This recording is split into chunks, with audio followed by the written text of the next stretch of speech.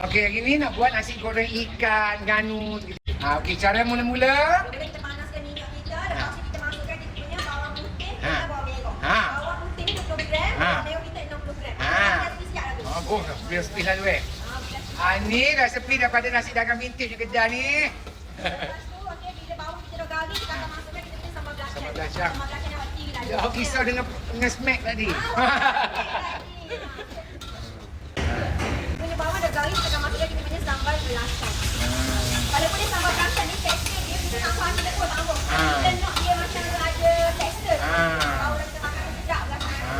Lepas tu kita akan masak sampai dia punya crispy garing. Kita akan masak dia punya crispy garing. Ke yang ada orang ada lebihan ikan semua. Kalau ikan yang ada lebih.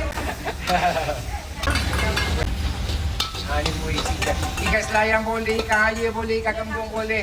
Biasa masa kecil-kecil dulu, mak kita ambil ikan-ikan yang lebih makan malam tadi tu.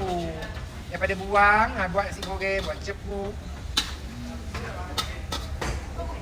Panas, panas ni lah. Tambah sikit ni.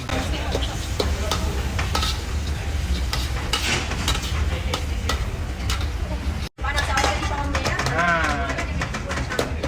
Gagoh orang dungung.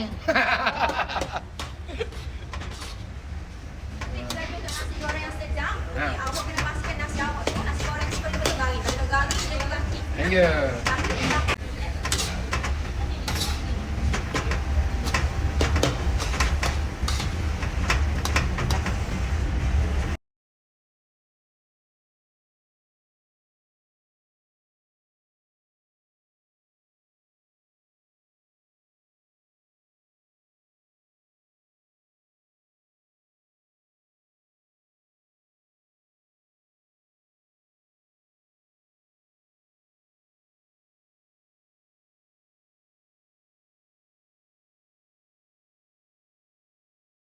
Rich talents.